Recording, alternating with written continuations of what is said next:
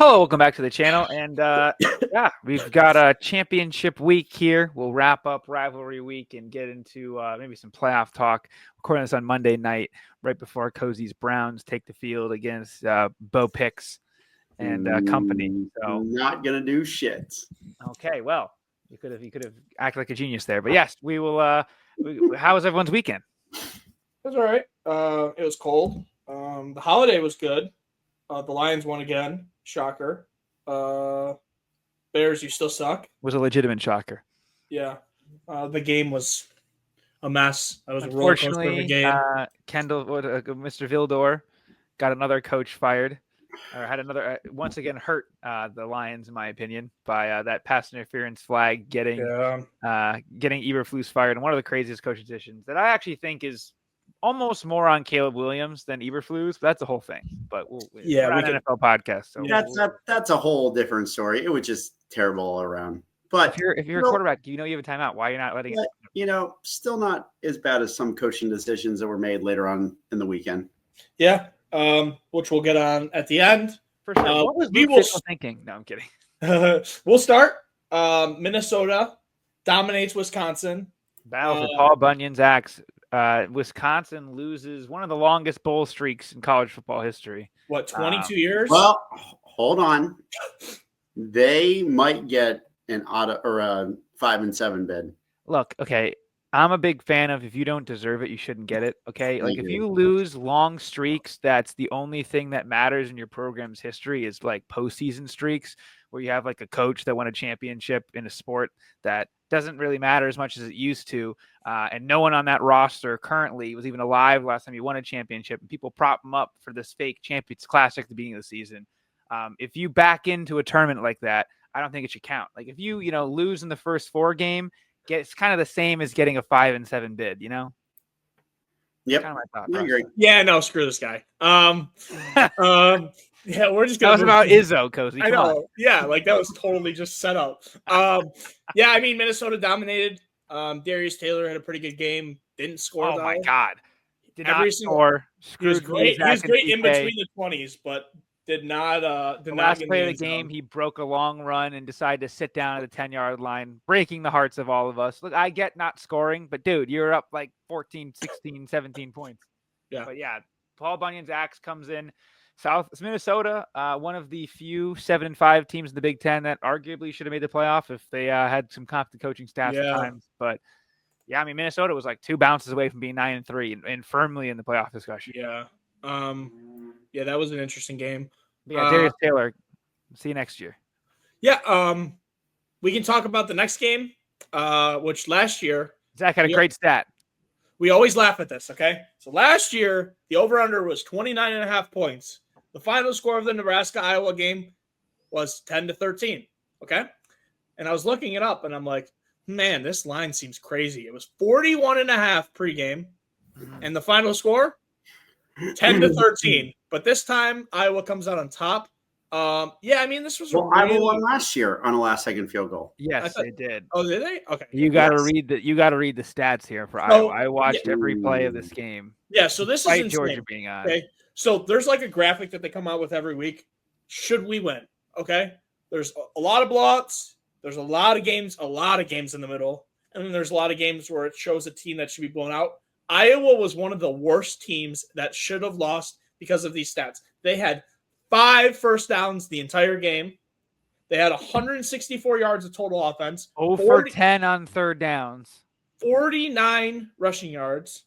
Yeah. Thankfully, they didn't fumble the ball. They had a 70-yard touchdown reception from there, like on a screen dump off. So to Caleb Johnson. You even take that play out, the stats get even scarier. Here's where it really kills. Okay, time of possession, 39-20. They got dominated 39 minutes to 20 minutes, basically. Crazy. I mean, you look at the coaches. Someone had a crazy stat that I think it's Nebraska's like 5-31 in their last 36 one-score games. Someone said that's insane. Everyone made fun of Scott Frost, and Matt Rule comes in and goes 6-6, acts like an idiot, talks like an idiot. Had his players not shake hands before the game. all-time may I shake your hand, sir moment. I don't know. There's a guy that got thrown off a plane for that once. He was yelling at him. He's like, "Shake my hand! Will you shake my hand?" But during not overtime, the end of the game, one of the captains in Iowa ran straight up to Matt Rule and Trump hand shook him. He almost ripped his arm out of his socket, shaking him, like ripping his hand off and yelling at him. So no love lost here. I don't know if this has a rivalry name of this game, but Heroes game. there you go. But it was certainly something. Yeah. So yeah, I went like punt, field goal, punt,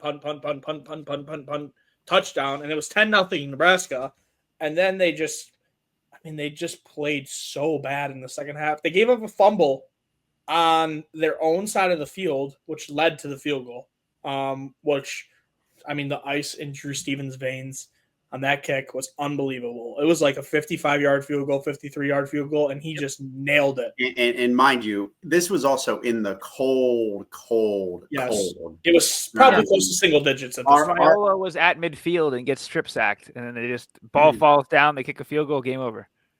Our play-by-play guy, Jim Lachey, his son is a tight end senior at Iowa, so he was there for senior night, and he said it was one of those games where you just constantly had to be moving around to even like not freeze in the stands. And still there was guys with tarps off, and it was just very objectively funny that this game was going on at the same time as the 8 overtime masterclass in Georgia in Atlanta. So I mean, the game was in Athens, not Atlanta. You're right. You're right. My fault. But yeah. Yeah. So, that was a good start to the weekend. If we're moving on, first I'll just start off with this game because, it doesn't really need much introduction and it doesn't really need to be talked about all that much. Purdue fires their coach as they lose 66-0 to Indiana. Indiana had 66 points. Purdue had 67 total yards of offense in the entire game. So, there's not really much else that needs to be said. Purdue has now had 2 of their worst losses in history. If they're not already a bad program historically, they're pretty down in the low end.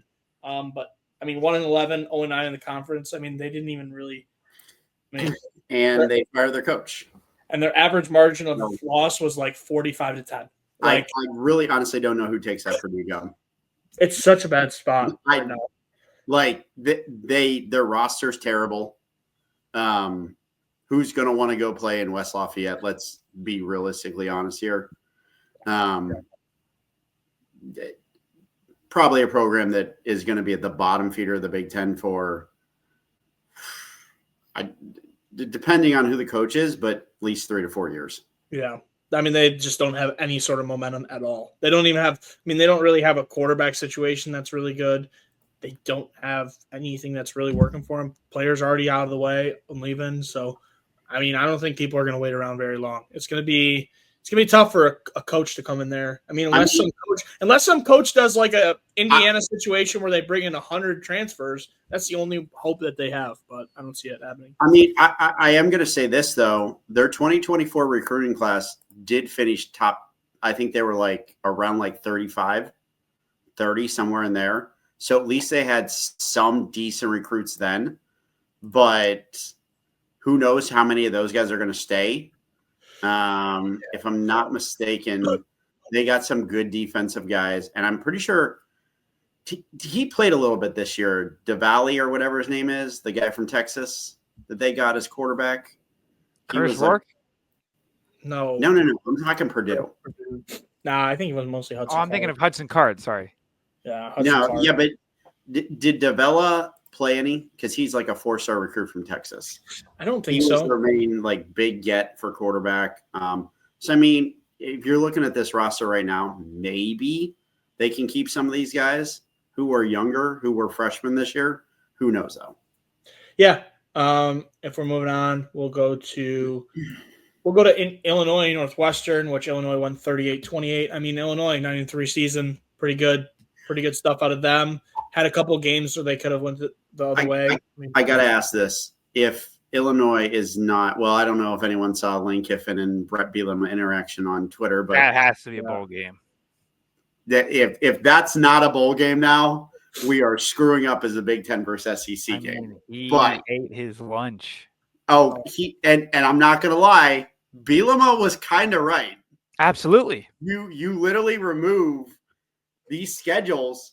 Illinois should be in the talk over Ole Miss. Yeah, I mean, Lawtree had a great game. Allmeyer had a pretty all right game. I mean, 10 for 17, two interceptions, not great. I mean, the big thing I look at is if I'm a Northwestern fan, I mean, this is something like they could really build off. I mean, if they keep Lausch around, which he's only a sophomore, I mean, he's played pretty good in big games. I mean, he's not played terribly. I mean, he played bad against Michigan. He was in hell the entire game, but first half Ohio State, this game against Illinois, I mean, he most definitely was cooking. I mean, they were only down 8 points at one point, and then they kind of just let it go. But I mean, this is something you can build off of most definitely going into next year. So yeah, I can agree with that. Yeah, I think that's another good one. Maryland, Penn State. Penn State absolutely dominates, 44-7.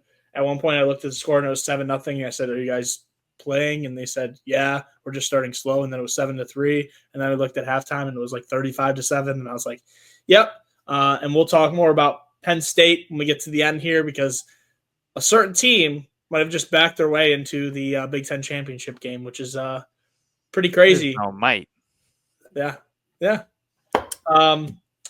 Fresno State. So thrilled about Penn State having a chance to win the Big Ten title.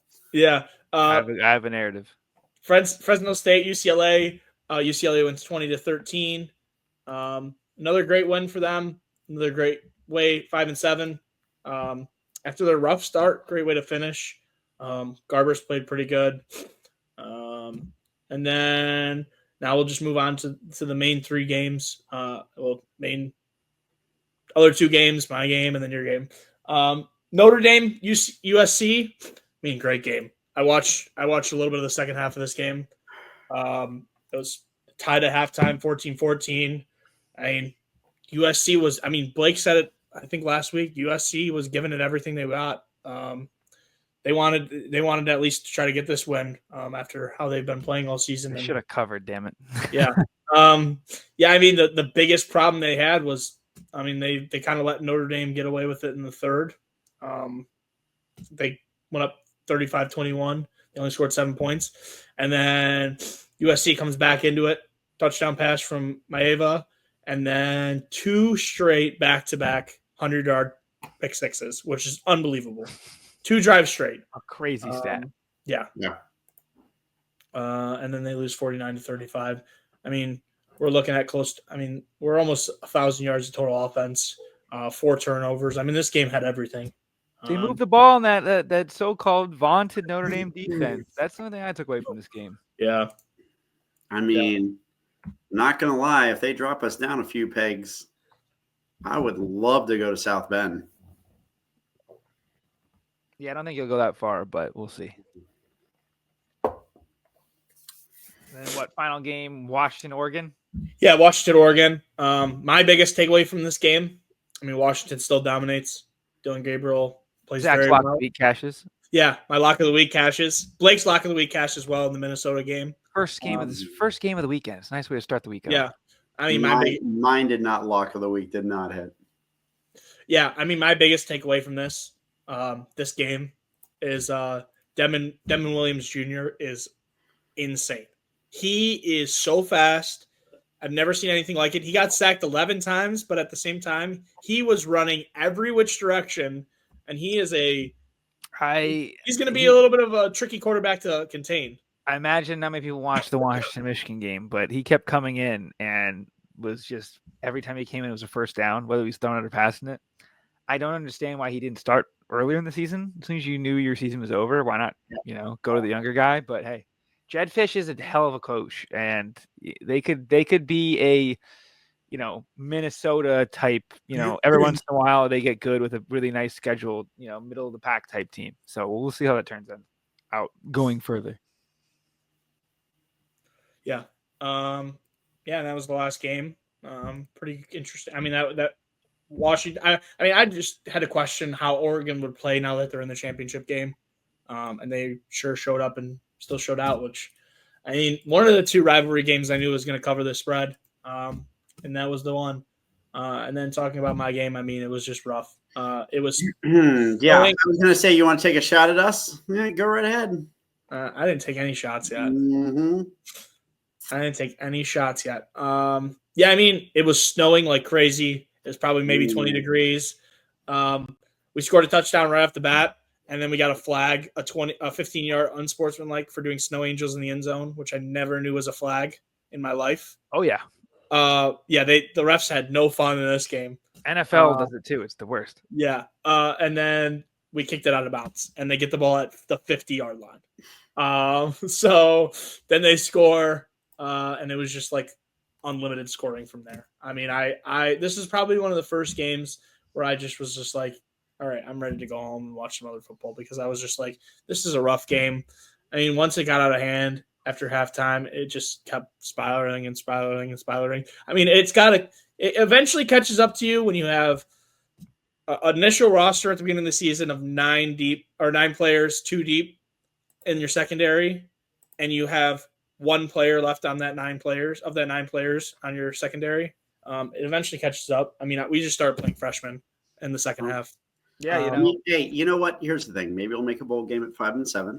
No, we're not. We're already done. Okay. And I mean, you guys have a really great. You're high on the scale of educational programs. So, I mean, yeah, they got a really good defensive coach, Coach Meat. You know, he's really good locking it down. They got a nice elite corner commit. Yeah. But no, here's the thing. Look, you can say what you want about Sparty. At least Zack is there. You know, there's many fake fans at Michigan State, almost all of them. If you're actually there and you stay at the end of the games, you're a real fan. If you don't believe me, that's what Aiden Childs said. So I knew the jokes were all coming. I knew it was all coming. Everything's gonna come on. Look, I only took Rutgers took Michigan State last week. I respect my good friend Zack. If you didn't think Rutgers was going to shit pump Michigan State in the games that Shiano lives for, these mud fights in the snow, come on.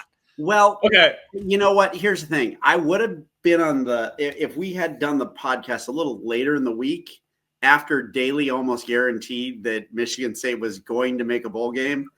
No. Yeah, Michigan and Michigan State are going to finish with the same record. If you didn't think it was going to be Rutgers and Michigan winning, you don't know him. So, talking about another offensive masterclass. Yeah, Cozzi. Wait, you scored more than both of our teams. Good job. Yeah. Chip Kelly's offense. Let's talk about it. Let's go. Well, here we go. It was windy. Let's hear it, Blake. Go ahead. You got to go first. No, you have first honor, sir. Oh, shout out to Davis Warren, by the way. He's chirping all over the internet. 9 for 16 for 2 interceptions, but he's chirping. I love it. It's just great. So I walk in.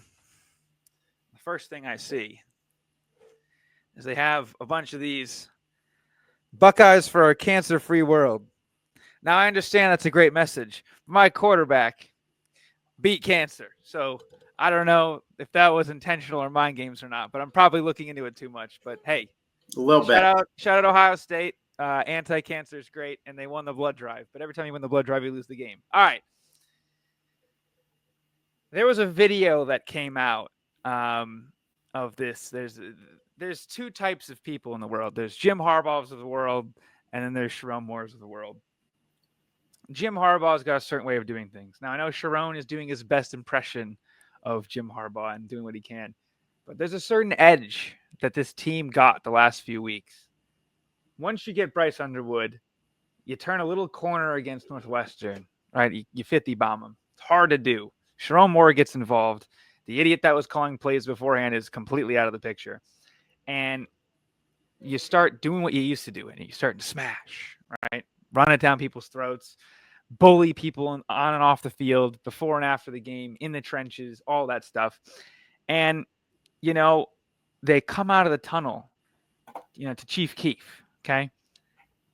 Everyone was going crazy. For me, I like that Jair Hill was smashing up and down, like smacking on one of the golf carts, feeling it. This is a kid, Sugar Hill 20, I think is his Instagram, right? 20 is in his Instagram name. He gets benched, and they take his number like 2 weeks ago. He comes in with the 4th stringers, and he's working his way up. comes in with like the me's of the world playing back there. It was me and Cozzi in the safeties, and he was one of the corners that came in. And they changed number to 35. Okay. Takes on the chin, whatever. He goes out there, plays very well on defense. But he was hyped. Everyone was hyped. This team, they were just playing with house money. And I'm sure Cozzi can talk to this in a minute, but you could feel how scared and nervous Ohio State was the entire time. You could just tell, not only the fans, like with the way they were going before the game. Obviously, Cozzi's a great guy. He was defending me at a great tailgate. Everything was lovely, lovely man. His buddies didn't eat the bananas. I'm sure he'll talk to that in a minute. But look, there was, I had a guy yanking on the back of my shirt. Where's your asterisk? Where's your natty? The front row of the Ohio State student section was a bunch of fat idiots with asterisks on their chest written across, vacate, excuse me. Look, you're focusing on the wrong things, okay? The game is very important. Obviously, it's significantly less important now than it used to be, i.e. the result happened. Like the fact that Ohio State's still in the playoff is kind of embarrassing for the sport, but it is what it is. And we went out there and we played our brand of football. Should we have won the game? Absolutely not. Were we given the game at times? For sure. Did we give it back even harder? Yes. I mean, both of these teams just decided to not try to win. I think obviously the special teams advantage was so significantly in the favor of the Wolverines that's the type of happens in these close games. You could tell that our guys wanted it more. Cleo Mullings has a hurt foot. Jack Sawyer, if only he grabbed his leg as hard as he did our flag after the game, it would have been a totally different thing.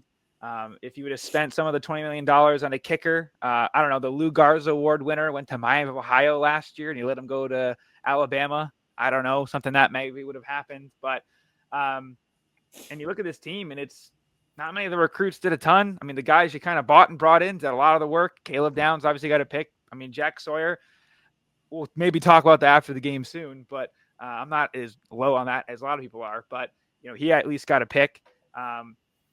You bring in Jeremiah Smith. I mean, he OPI'd, but it is what it is. You catch a touchdown pass. Will Howard played. I mean, he was Will Howard. That's the Will Howard that got benched at Kansas State that we kind of all talked about for a long time. I know he played better against fake teams like Indiana and Penn State. Is what it is. But you could kind of tell. I don't know when. I would love to know when everyone thought Michigan was going to win. At what point in the game? Obviously, for me, it was when they went down, scored 3, and acted like they won the national championship. How loud the place got. After that, the loudest was boos because you just guys decided to keep running up the middle. And I was like, did people not realize who Chip Kelly is? I don't know. But one of the craziest quotes after the game was Wink Martindale saying, I've never seen a team just play into our strengths so hard. Like, look, Michigan has like one position group. That's good. Okay. Well, obviously Will and Colson are great, but they both didn't play. You got 2 first-round D tackles. Mason Graham's putting up borderline generational numbers production-wise over his career. And it's like, dude, you ran into him out of spite. I mean, this is what we've seen from Ryan Day is he wants to try to win it his way. Yeah. You had a 2-minute drill where you just threw it down our throats. It was just pass. We kept standing there. Me and my buddy Isaac were there just like, oh, it's 3rd and 12. Here comes the delayed blitz from Wink, and they're going to throw it for 15 yards, and then they're going to run it, miss it, and another one. And it was just like, when was Ohio State going to turn it on? And then you looked up, and the game was over.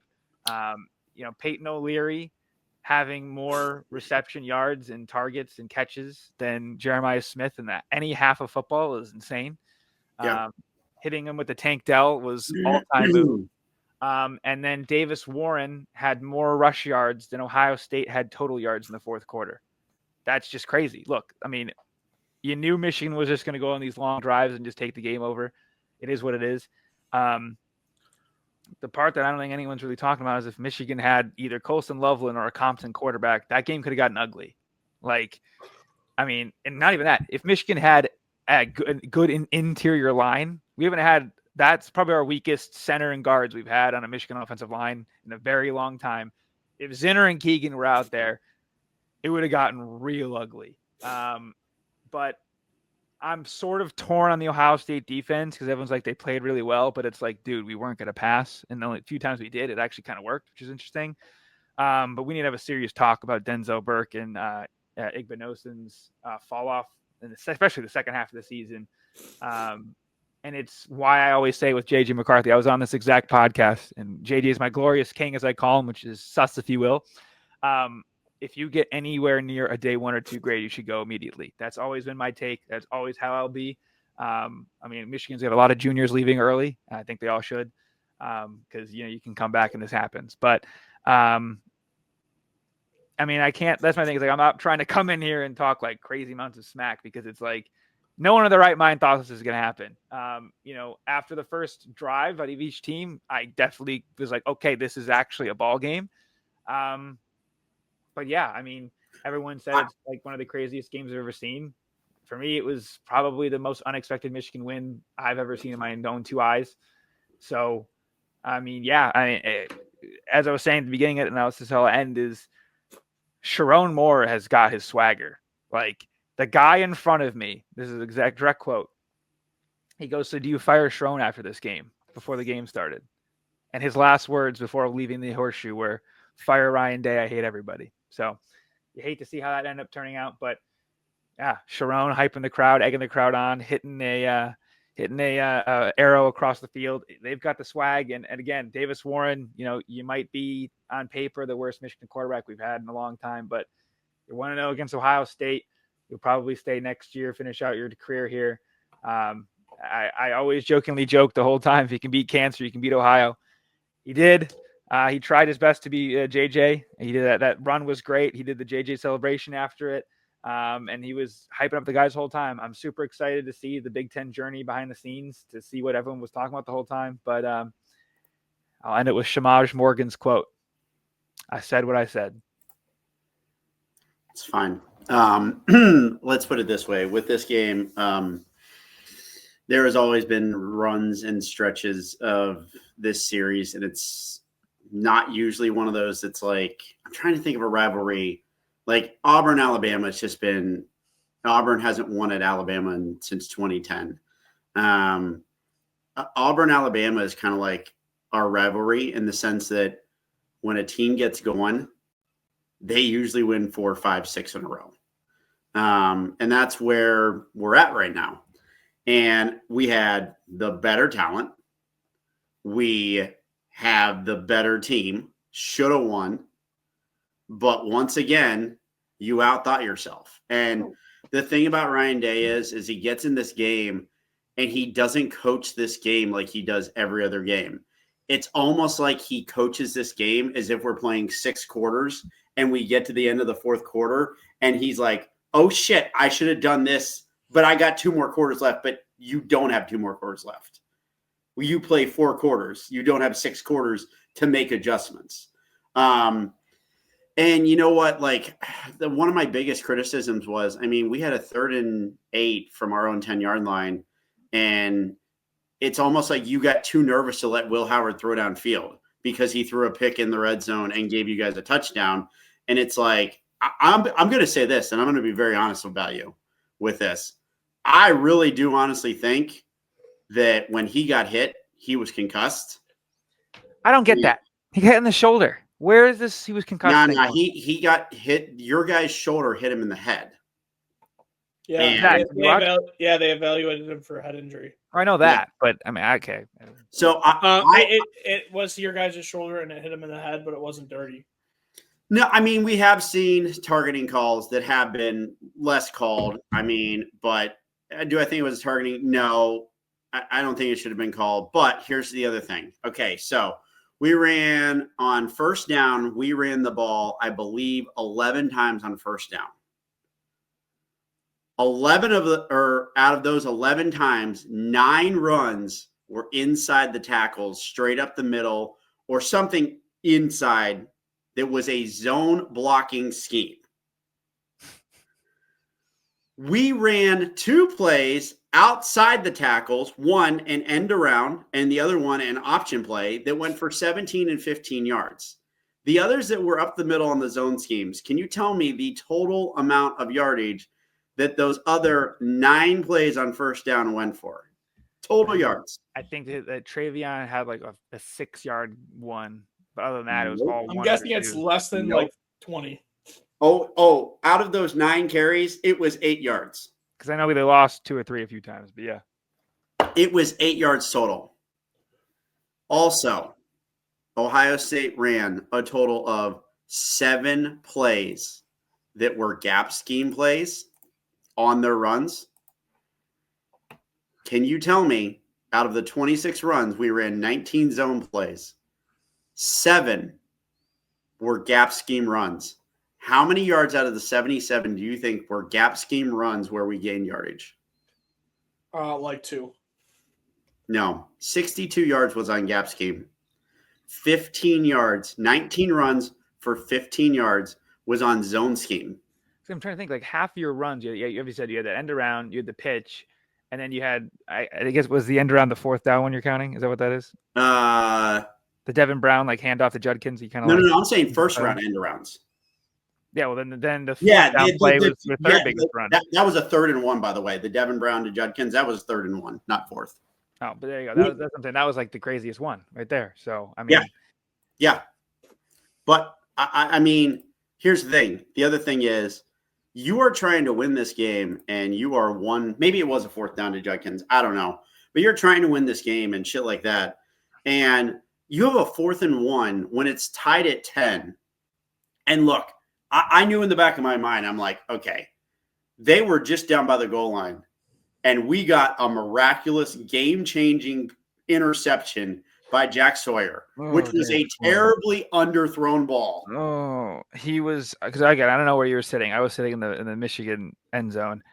And I was too. He was so open. I know he was. And he underthrew it, and it was like, oh my God, here we go. Jack Sawyer literally just. By the way, how did he not get an unsportsmanlike conduct penalty for this helmet off, ran the whole way on the field? Whatever. Keep going. Oh, don't worry. There was one other question that I really want to say at the end of the game, but should have probably got unsportsmanlike conduct. He didn't. Which it wouldn't have mattered, right? Because he was already backed up. But yeah, keep going. Yeah, it would have been half the distance to the goal. But this is more of a funny thing for me. But yes. So we end up getting a 4th and 1 from our 19-yard line. And I'm just like, it was a long one, to be fair. I'm like, dude, I don't know if you have to put in Devin Brown or anybody. Just go under center and do a quarterback sneak. And if you watch you guys do that tush push so many times. And then if you don't make it at that point, then it's Michigan's game to win. But I kept saying to my buddy who I was sitting with, I kept saying, dude, if we they're going to break one of these. There's going to be a big play that they're going to break. He's either going to be a long I was saying it the entire time. I was like, we're going to get one long run. We did with Orgy, but he's in flow. Exactly. And I said, there's going to be one big play that they're going to hit at some point. They have yet to hit a massive play. And I'm like, dude, you can't punt this ball away here. And then they did. But because to your point, right, if Michigan gets the ball short field, we're going to probably kick a field goal anyway. It's just time. It's more time. Yes. And you know what? Here's the thing. This is what I thought about it. At the end of the half, when we tied it up at 10, I'm like, oh my God, we just went down the field with throwing short pass, chunk play here, chunk play here, chunk play here. And then the whole second half, it's like you just were like, we're going to try and run the ball up the middle. And it's like, that's all on Ryan Day. That's him. I know I said this before the season. I don't think I hope it was on this podcast, and I'm sure you've all heard me say it. I said at some point, and I think I even said it with we were talking about the spring game when they ran up the middle for a 7-yard touchdown run. That was what it was. And I was like, look, he gets so in these play calls is his mentality and the way he is. He at some point when the game gets tough, he's going to take play calling from Ryan Day or from Chip Kelly and he's going to fuck everything up. Yep. It happened. Thank God it happened to me. And I think he did. I think he had to because no way he didn't. Because I don't know. He kept going like this a ton. I don't know if he was doing that just to itch his nose and it should re-dye his beard or something. But he's kept going like this. I don't know what it was, but we have. And okay, look. Here's the thing. And I know in a few weeks I'll be looking forward to the playoffs. Like I know this. I know how I am. It'll be like last year. No, take it back. It won't be like last year. What'd you say? 2 years ago. Yeah, 2 years ago. It'll be like 2 years ago where we get yourself into it. It is how it always works. Yeah, And I'm like, but even 2 years ago, I was looking at it. I was like, okay, like we're going to go get killed by Georgia. Like, cool. It doesn't matter. At like least you could explain why you lost 2 years ago. JJ just played out of his mind. Yeah. I mean, it was that. It's just this game in particular. It's like we got too conservative and we're just like, and here's the thing, and you can tell everybody, I don't know what your area looked like, but I've never seen the whole stadium stand like that for the whole game. It was awesome. Yes. Tense. It was intense. It was like, that's what I'm saying. It was like, it was a 20-point spread, but again, they were expecting the worst the entire time, which is the mentality of the fan bases have completely switched. Like I was sitting there the whole time. My exact words were, even if we lose, this is so embarrassing for them. I don't even care. And then once it was like a dogfight, I was like, okay, hold on. And I'll tell you, when it was 10-10 going to the fourth quarter, I was like, just win the fucking game. That's literally what I was like. I was like, I don't care if they snap a punt over their head and we win 12-10 on a safety. I will be happy about this because it will. And look, I grew up in the 90s. I went to my first Ohio State Michigan game at 7 in 1996. We were a massive favorite, and you came in there and beat us 13-9. This game had the same similar feel to it, where instead of Ty Streets, when he ran down the middle of the field with the number one finger up, where he scored the go-ahead touchdown against us, this was Mullings running down the sidelines, getting them into field goal range. He did the Donald Driver limping thing where he was limping down. And you know what someone said to me, and I never thought about this, when they got a 1st and goal down by the goal line, why didn't we just let them score a touchdown? I was saying the entire time I was expecting you, because I was saying, I was like, I said to my buddy, I go, can we live bet 18-17 Ohio State win? Now, I do want to say this. This is my other thing. What was the call with an illegal helmet off that ran 35 seconds off the clock? 10 seconds. It was a 10-second runoff. No, it's a 10-second runoff, but the play clock was all the way down to 6 seconds. No, they burned it all the way down. They were discussing the entire time. Like Sharon was on the field with the officials. Yeah, but here's the thing: the clock was still running while they were. No, but they put it back up and then wound it down 10 and then another 10. So you only lost 10 seconds. No. They reset the play clock to 25, so we actually lost 35. 40, seconds. And then they burned it down to 25, and then they ran it down to 1 and then called timeout. Because what happened was he didn't have his helmet strapped in. Of course, his helmet. If that's not a 10-second runoff, you need a timeout. You're just gonna take your helmet off. What do you mean? I agree with it, but they should have just. I thought you were gonna get mad at the fact that you had 13 men on the field 4 consecutive plays, and he kept late subbing. Michigan had 11 guys on the field. Hey, guess what? Everyone and their mother knows Michigan's at one point, you guys did sub, and they didn't even stop it on the hurry up. At one point, we didn't hurry up anything the entire game. At one point, you guys literally subbed. At one point, you literally subbed. Okay. No. We just know what to sub. I'm just going to say this. The entire time. We had the helmet thing. We had Bredesen, we had Klein, and we had Mullings, and we had I thought Orgy was going to come in, and I was going to have a seizure.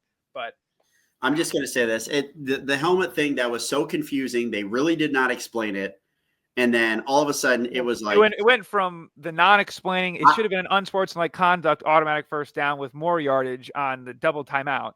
They didn't explain that. And then they didn't explain the helmet thing because the acoustic system in your stadium is the worst. That was another thing my buddy came away with. I couldn't hear shit the entire game. Yeah, our acoustics are not great. Oh, God. Yeah, our sound system is not great. Could you imagine if we actually had a real sound system, how hard it would be on opposing teams? Yeah, exactly. Like playing the bells on third down.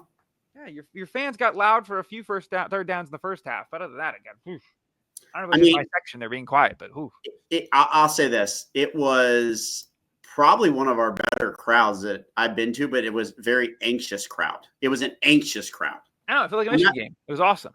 I'm not saying it was I wouldn't say it was extremely loud. It was just a very anxious and nervous crowd. And it went to boost very, very quickly. Yes. People are very upset. Yes, the rumors are true that he may resign. And yeah, because your fans are psychos. And well, hey, this is what happens when you don't win this game.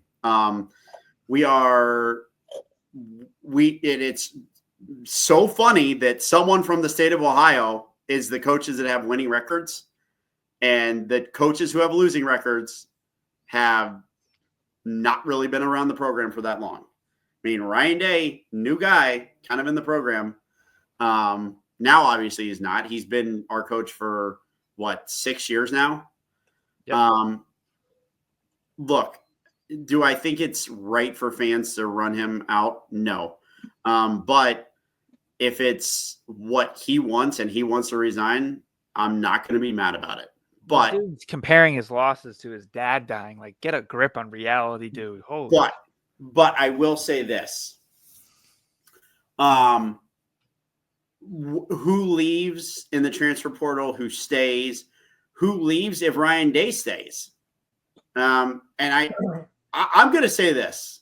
There is going to be at least 2 players that are redshirt juniors right now that are on this team that were recruited in 21, etc., that are going to come back.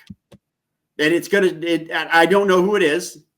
I don't think it's JTT. I think it's more likely Jack Sawyer comes back. God, I hope so.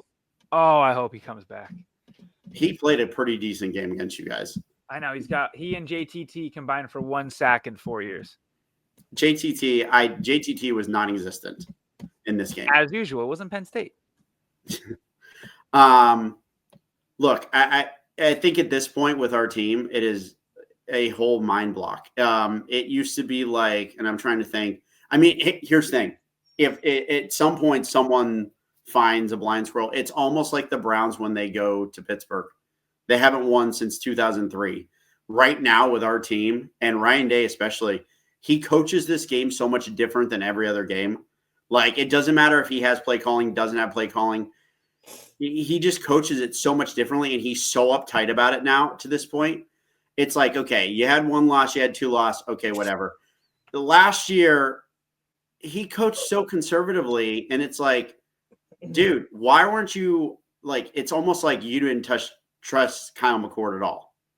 And now this year, it's like after Will Howard, even before Will Howard got hurt and like got evaluated and shit like that, you were calling the same shit type of plays too. Like, you just weren't running your normal offense. And why the hell we were trying to prove a point by running the ball when our outside 5-star wide receivers that we have out there, like, why you weren't just literally distributing the ball to them and then 0 targets to Jeremiah Smith in the second half. Like, it's unexplainable. It is unacceptable. Like, this is a team who should be playing Oregon this week. This is a team who is now going to go to the playoffs and have to hope they play a home game, because I can tell you right now, the mentality around that team with how much they wanted to beat Michigan and now lost, if they are not at home, they are going to probably Tennessee, Bring that ass to Neyland, or Georgia, and it is going to be an absolute bloodletting. Yes, it's not going to be pretty. And look, I think there's other players that are going to come back that are going to shock you. One might be wearing the number 1 right now.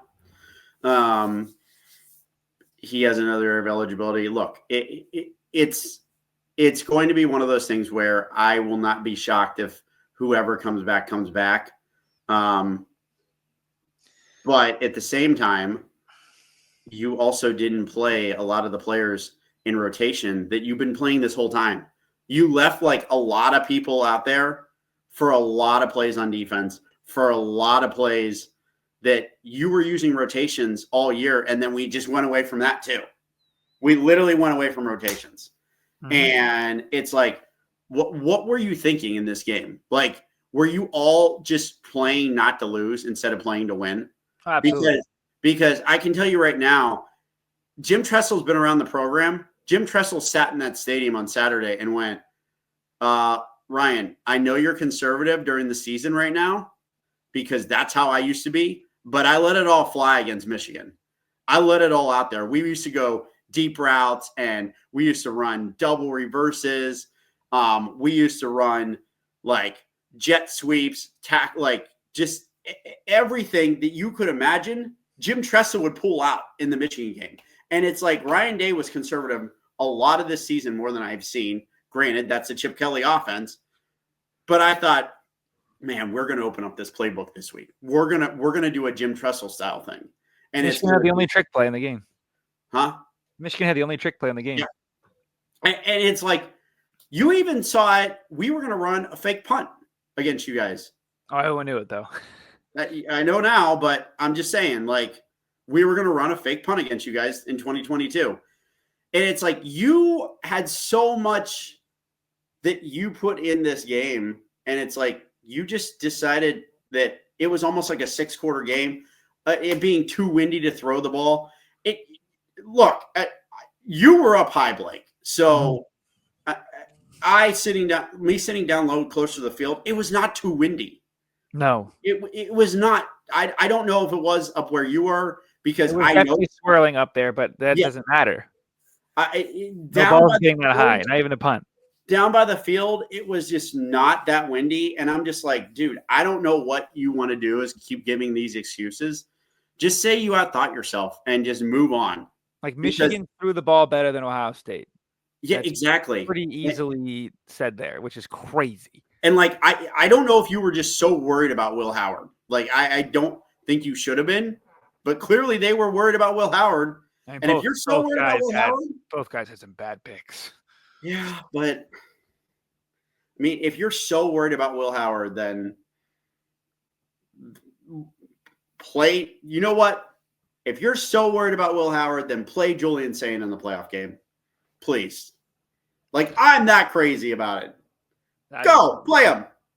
Let's see what he can do. Sorry, I just was watching Jerry Jeudy break one down the sideline. I forgot that it's a revenge game for him. So are we already on? I can't even. Yeah, you're not in the red zone, but you're getting close. But yeah, so I mean, it is what it is. We kind of touched most of the things there. Yes. My thing with Ohio State, and this is from the donor's perspective, you had to double down on a lot of donors and talk to a lot of the highest people and be like, hey, we need all this money. We need to beat Michigan. You pay us, we'll bring everyone back. And that's your result. It's going to be a hard sell to go back to those guys and ask for more money. That's just me. I can tell you that it's not as hard a sell as you think. We can touch more on that once we get. Yeah. Once I know more, I can tell more. Of course. Yeah. Once I'm given the green light. Let's put it for this way. Let's table that talk. Yeah. But because right now we have infinity money and we're going to go crazy while everyone else is preparing for the playoffs. Michigan's going to buy the best team in football. I'm excited. We're going shopping, bitches. Move over. We're going shopping. I can tell you that we have a lot of money. We have a lot of money. Head coach, apparently, according to your AD. But hey. Well, here's the thing. I do want to quote on that. Our AD said he will dissect the game after this. I think not much to look at, man. I think that's all that you have to look at. And hold on one second. Sorry. Son of a. Yes. If Field goal did miss. Yeah, we can move on to this week. What? Do I get to talk? Oh, yeah, go for it. Yeah, I've been sitting here this whole time for 35 minutes while Cozzi went on for 25 minutes and Blake for 12 minutes. I was waiting. I wanted to talk about this from an outsider's perspective. You know, I mean, this is a you big aren't game. special, Zach. We fight everybody. Keep going. By the way, I want to add this. Trenches will be taken care of in the portal. Cool. I'm getting 2 more. Yeah, I mean, if we're looking at this from an outsider's perspective, I mean, Michigan dominated Ohio State again in the trenches. I mean, it's said every single year, and it's the one thing that every single person says, is Ohio State going to be able to match up? The winner of the rushing battle wins the game every year. And they dominated. Easily. I'm just a little mind blown.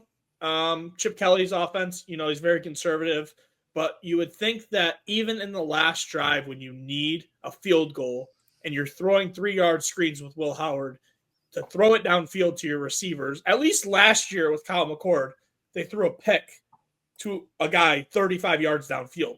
This time, they were throwing it in the back, and they were throwing it in the backfield. You threw a tight end in the tight end, like 1 yard pass. He overthrew him, and then he had a next was a running back for a 1 yard gain. I mean, the biggest thing I want to touch on is that with $20 million in NIL to a roster, you would think that they would have a backup plan at kicker. This kicker has now kicked the ball twice out of bounds on a kickoff in the same game and has missed 2 chip shot field goals in the same game. He's the same kicker as last year, right? He is. Yeah. That we're not even close. 1-4, and he's 1-4 in Michigan games. 29 and 38. 29, 38, and 34. Might be 2 and 5. 3 field goals. He's below 50. 2 and 5. Sure. He made 1 this year. I think did he make 2 last year?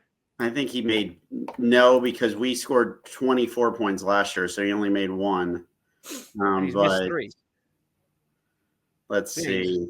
He's 1-3 and 1-4. He was 1 of 2 field goals last year. Yeah, because he missed that one at the end of the first half last year. He's 2 for 5. He's 40% kicking in the game. Yeah, I mean, that's the other thing. Like they're bad kicks. There are extra points. Yeah, I mean, here's the thing that I can say is he was 15 of 18 last year for the season, which is not great. But also I know 15 of 18 is not great, glorious, glamorous, whatever. He ended up missing a field goal in the whatever. Were we in the Cotton Bowl last year? I don't remember what bowl it was. Cotton Bowl. Yeah, Cotton Bowl. Yeah. I have wiped that from my mind. But I mean, you're 9 of 12 this year, and here's the thing. He actually was not bad until this Michigan game.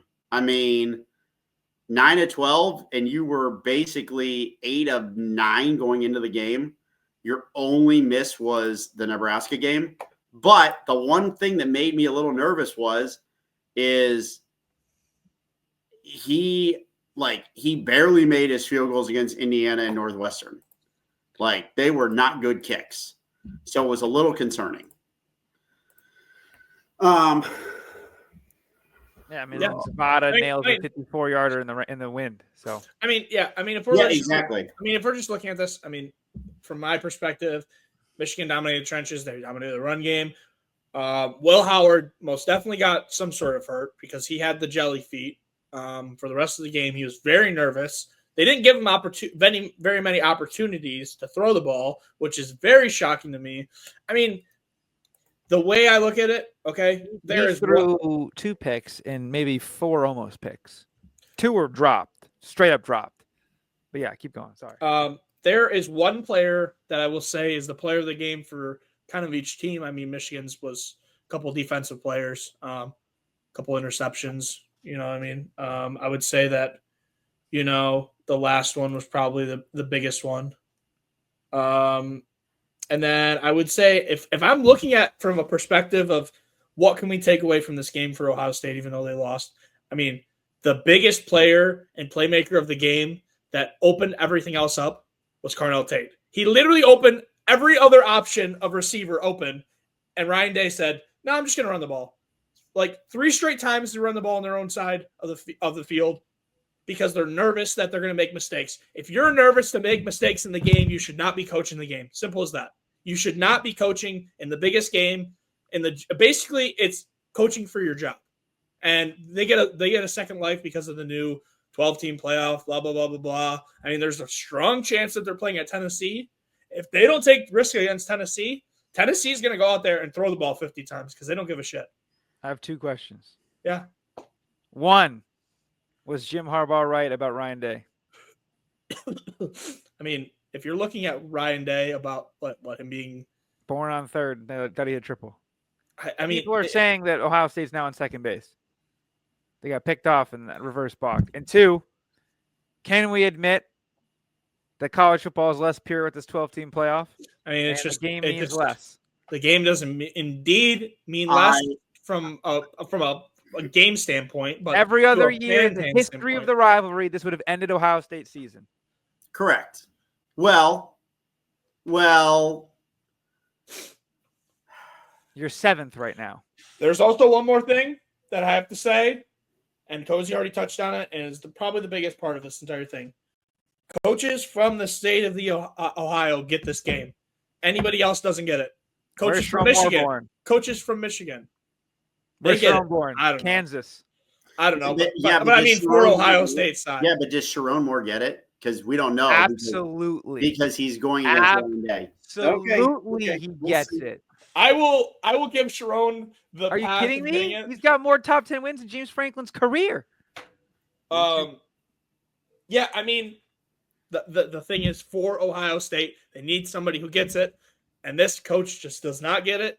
Sorry, it has to be said. But this is my favorite part about it. They're gonna think that way when they hire their next coach, because to the point where they're going to lower every other standard as long as he gets the rivalry. Because if they promote Brian Hartline, I will cry tears of joy. You look at the history, and it's not going to be Brian Hartline. A lot of coaches that would love to be in that spot right now that are from Ohio because of the fact that they get it. Other people just do not get it, and it's time to. I think it's time to figure something out. All you want. Michigan's going to have exponentially higher talent from here on forward. If you could not do it this year, you're never going to do it. You have to remember, Ohio State has the #1 recruiting class in the country right now. I understand. It doesn't get higher than #1. This is Michigan's best recruiting class by a large margin for a long time. And Michigan's class is going way up. Weren't you top 4 in like 2022? No. We haven't finished the top 10 recruiting class under Jim Harbaugh since like 2016 with Rashawn Gary. It's just funny the shift from an outsider's perspective of there was so much confidence here, okay? And then there was Blake. And then there was so much confidence here, and then there was the rest of Michigan fans. Hold on. We need to have a pause here. My fucking coach at the NFL level doesn't know how to fucking challenge a play when the guy clearly dropped it. That was tough. Deshaun Valet dropped it. We went like this. You ready? Whoop! Everybody's upside down. And it's to be fair, before the game, Cozzi was not necessarily not confident, but he thought it was going to be really close. All of his friends said the same thing. They thought it was going to be a close game. Yes, because his friends are logical people. And Cozzi laid it. No, they weren't. They didn't eat the banana. Cozzi laid it all on the line and ate a banana that may or may not have fallen on the ground. Like the banana was out of the peel? And it just fell in the dirt? Let's just put it this way. Wait, what did you say I was? I wasn't as confident, or I was very confident? You knew you were going to win, but you were saying it was going to be a close game, you thought. Yeah, I did. I got the nervousness at around like 10, and I was like, okay, this is not going to be easy. But yes, there is a tradition with Ohio State's marching band. They have a banana that they bring that says "Beat Blue" on it, and went to go eat the banana, and I dropped half the banana on the ground in the mud and the dirt, and might have picked it up, wiped it off a bit, and ate it.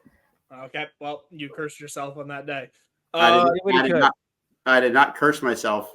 I had to do it for good luck. Well, maybe you should have done the opposite. You should. His friends didn't eat it. Oh, then his friends had bad luck. But yeah. So let's move on to the rest of the week. Memphis upsets Tulane on Thursday. 34. Oh my god! Oh my god! We need to talk about this game. Okay. Yep.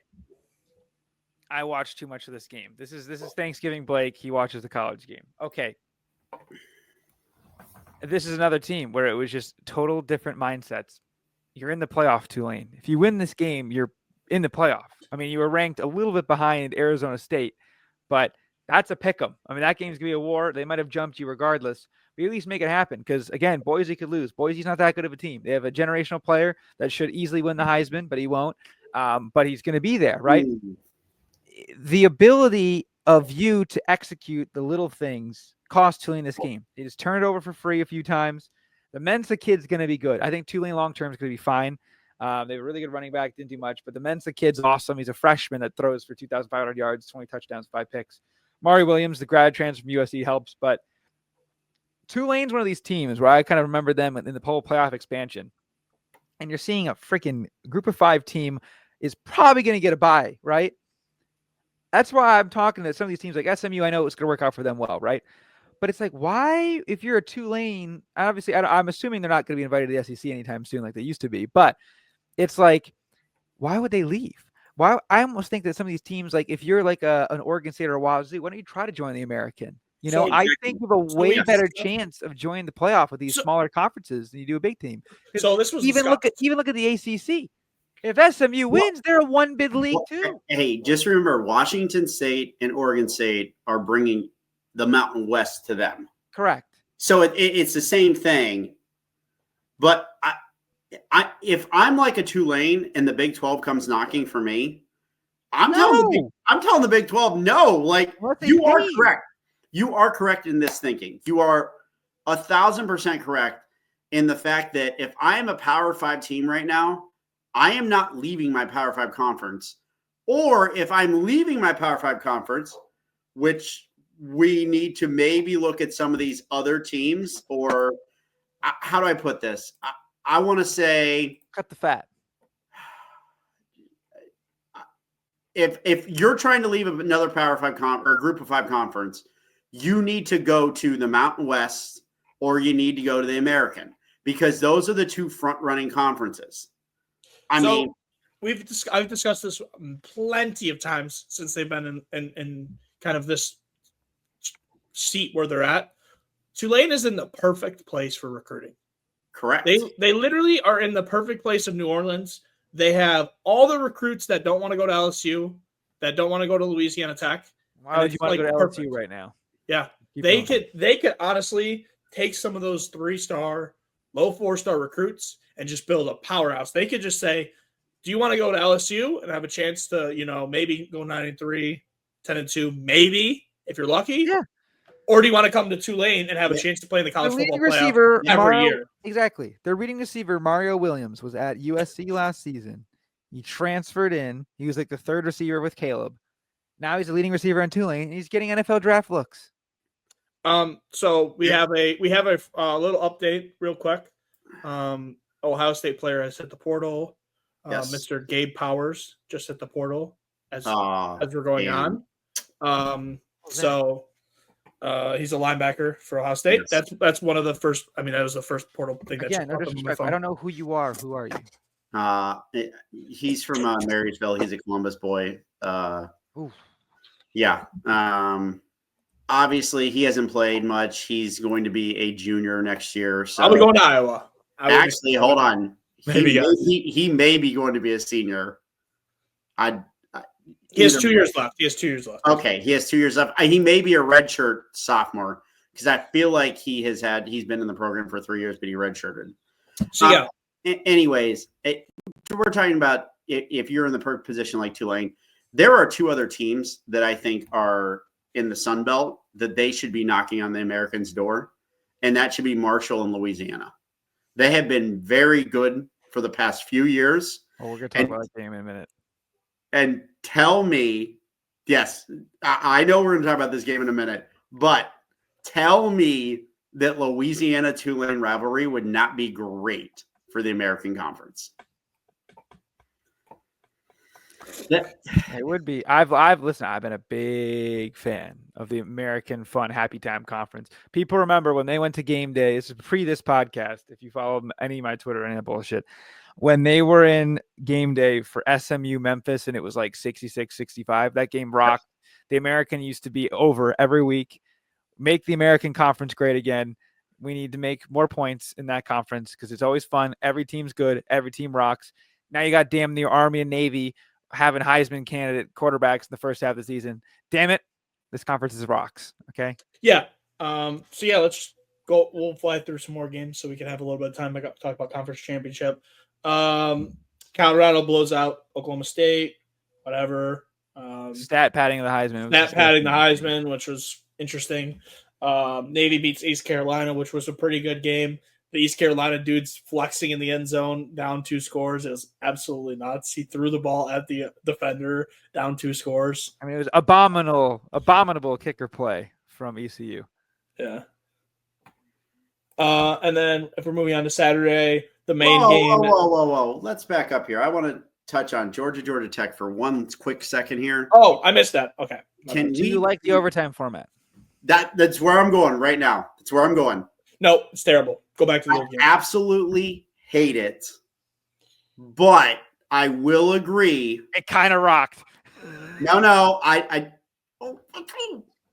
Sorry. It grew on me, bro. Sorry. Just go watch the replay. I know. You'll Good see. play. Oh, okay. Anyways, it still hasn't grown on me. I don't like the cutthroatness. I wish they did a sky camera like they do in penalty shootouts, so we can watch you guys walk up when the whole team walks down. That would be cool. Okay.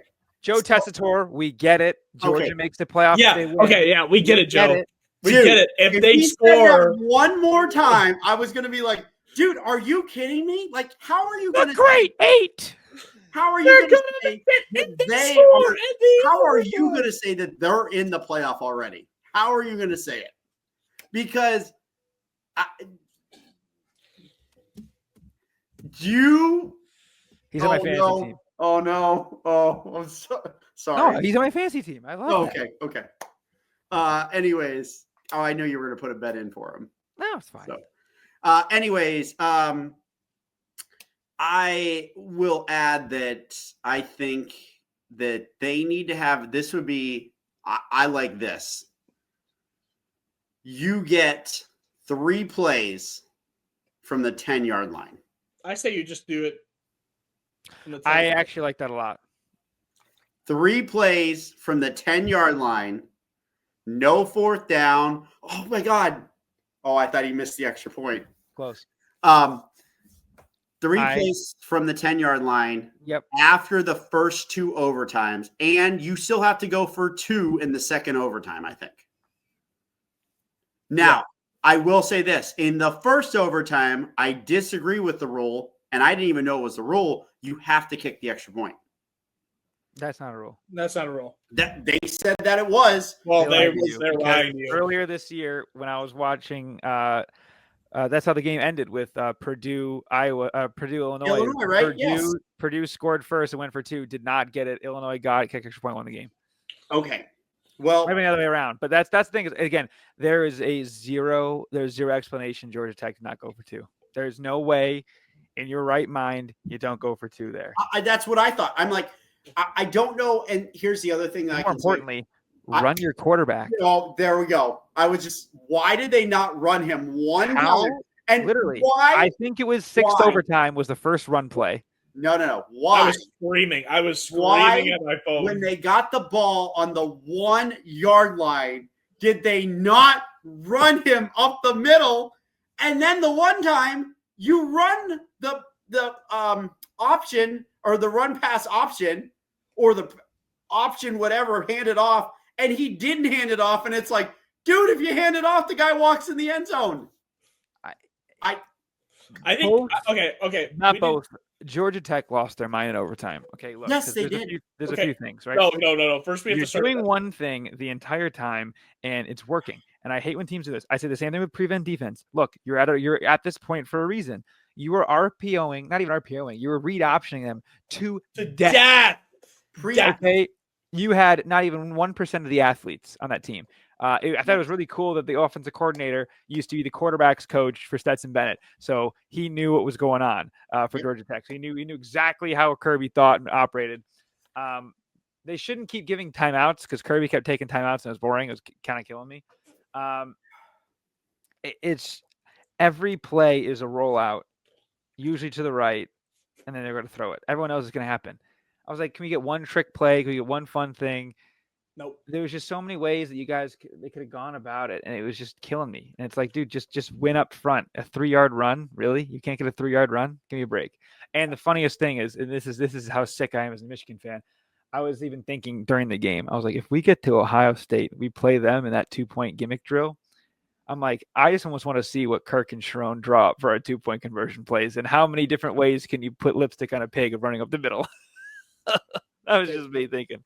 I was like, I wanted to let Kirk Campbell cook and just see what the hell he came up with. I can tell you, someone said, "Oh, you watch Ohio State, Michigan's going to end up being going to this overtime bullshit for 2 points," and I'm just going to be like, "Yeah." Bro, who said that? Because they should have put money on overtime. It would have been like plus $1 billion. I'm like, someone in my group chat said that $10 free bet would have won you like 20 grand. And I just said, yeah, you're gonna have to like carry me out of the stadium if we're in that situation. So, I mean, the first main issue I want to bring up, and this is the funniest thing of the whole thing, you can tell when coaches have no clue about overtime because the first overtime, okay, they kick the field goal and everybody's freaking out. Why didn't they go for 2? They're freaking out. Okay. And then they get the ball right back, and Georgia Tech scores immediately. And all you see from the coach is he's putting up the 1, and he's yelling 1, and then he's like, "Oh shit, we got to go for 2." He's like, "Timeout." Yes. What happens if they go for 1? Do they just say it's an incomplete? No, they literally would have went for 1 and like ran the field goal unit out. They would have been like, "No, you can't do this." And then they would have said delay of game. Like if they would have kicked it, they would have kicked extra point. Would they have just said no good? No, you just if they would have kicked it and it went through, it would have gone no good. You know what I'm saying? I mean, the referees would have told them like, you just can't do that. Why? I just think the new overtime rule is a little bad. That it's very cutthroat. One play. Yeah. All right, let's move on to the next game. Cozzi's losing his mind because they just got a count. I don't know. It might be incomplete. There's no way he caught that. Cozzi's so excited. This is so funny. You're gonna have to like watch this back. Sorry. You're gonna have to edit this. My bad. I'm so sorry. I'm so sorry. Yeah, let's just touch on Saturday's games real quick. See what else? Honestly, what else really happened? Texas A&M, Texas dominated. Tennessee was losing. I can actually tell you that after our game, I did not watch one. The games were on at the bar. I did not watch one game the rest of the night. South Carolina we listened to Columbus Clemson. radio, and then we watched Meet the Fockers 1 at the end of the bus ride, which is funny. And then I watched some of the Texas A&M Texas game. Texas won the national championship. Sorry, folks. I've said it earlier in the year, but that's just my thought. South Carolina beat Clemson. Let's just move on to this week. Championship week. We'll start. Where are you staying at in Indy, Cozzi? We'll start on Monday. Oh shit! We'll start on Friday. So you weren't there before because my friends, they go every year. They're still going. Oh, that's what people were joking. They literally were gonna say, like, I don't know if you remember the what was it, the missed field goal from the Vikings against the Seattle Seahawks a long time ago, and there was a guy at the Super Bowl that said, I bought my tickets for the kick. Let's see. I will say this. One thing the reason I kind of got worried, actually Georgia Tech made me worried, and Ole Miss, Mississippi State really made me worried about the game. That game was crazy. That was a closer game than everyone thought. Anyways, championship weekend, Friday night. Last thing, quickly, the funniest thing I thought happened. It happened twice at 2 different times. Ohio State fans were trying to troll me and said, "How is your 6-6 season?" Twice. Zack saw one for sure, and it's like, today was probably one of the okay. Interesting. Who's 6? Quick shout out to Gary Lodo on Twitter.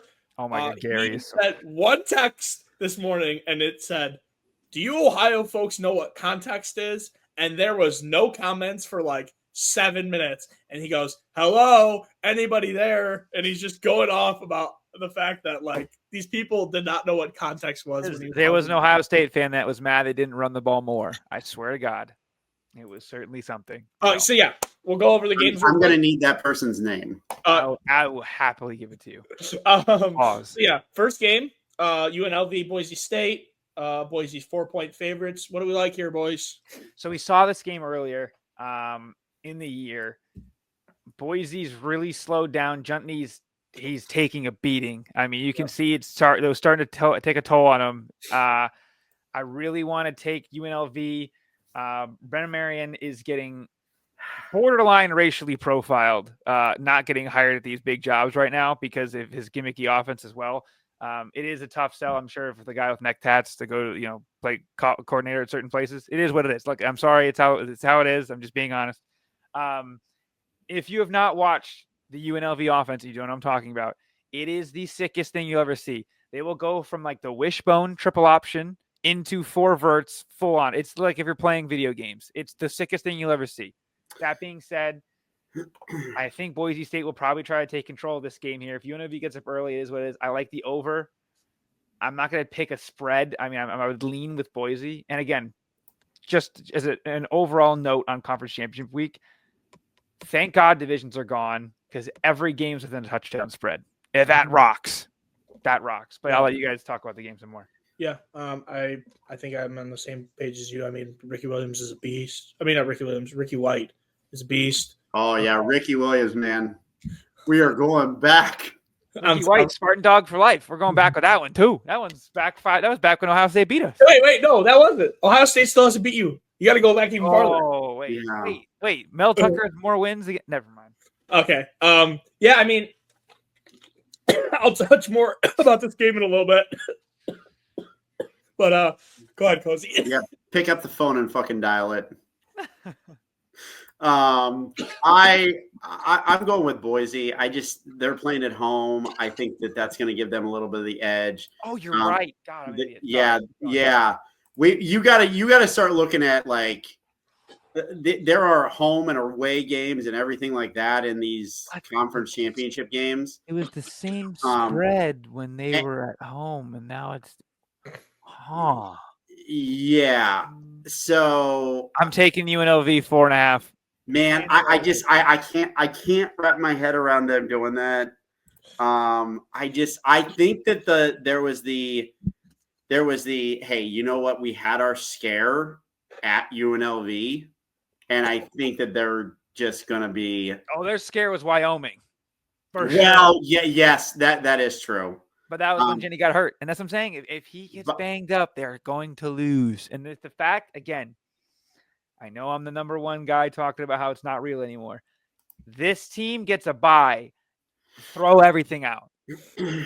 Throw everything out of the sport. I hate Ohio State. They're better than Boise State. Boise State gets a bye. This sport is so cooked. Yeah, I'm not going to lie. That's why I wouldn't mind dropping down a few pegs so we could avoid the 1 and the 2 seed. Yeah. Next game. Tulane at Army at night should be electric. Cozzi. We missed the game, by the way. We'll talk about it next. The best game. We'll talk about it. We'll talk about it next. Okay. Anyways, 25 rankings on. He doesn't have FBS on. Okay. No, I do have FBS on. I'm just gonna say, Tulane is a 9-3 team going up against obviously a 10-1 Army team. Look, we know what happened with Army when they played a real team in Notre Dame and all this other stuff. I think Notre Dame might actually be a good team, which is so hard and painful for me to say. That hurts my soul to the deepest. And I don't know how good Tulane is, to be honest with you. I don't know. I don't know how good Army is, though, either, because Army kind of legit backed their way in. And I don't want to, like, discredit the wins and stuff like that. But, I mean, they played just about every single bad team that was in the American Conference their first year in. And I don't think it was kind of like geared towards that because, I mean, a lot of people thought North Texas was going to challenge for the conference championship. Some people said the USF Bulls like idiots. Yeah. I mean, well, they didn't have to play USF, so they avoided that. But they played this game. They played East Carolina. So it's like, okay, you had a decent opponent there. But you avoided Tulane. You avoided Memphis. You avoided South Florida, who was 4-4. And then you basically played every other team that was 4-4 or under 500 in the conference. I don't know what to make Army out of it with Army, but is Tulane ready to come to Michie? Yes. Tulane beat the everling crap out of Navy. I understand they're two different teams. They're essentially the same team. Tulane being a 6-point on the favorite on the road at Army. And what will be you to take Army? What Tulane will be blowout? Will be a pro. The cadets will be there. Everybody who goes to that game is going to be an Army fan, except for the minimum amount of tickets that they're going to have to give Tulane. That's the thing is, I think Tulane wins this game. I think they win it comfortably, but there could be a major letdown here for Tulane, which I know it doesn't make any sense, but who cares? You're going to go from the Cheez-It Bowl to the Mayo Bowl. Realistically, who cares? Because you just, after your Memphis loss, you would have been in the playoff going into the out. team. And you totally blew it. So it's do they care anymore? But correct. And I don't know if Army is built to have letdown games either, but they beat the hell out of Navy.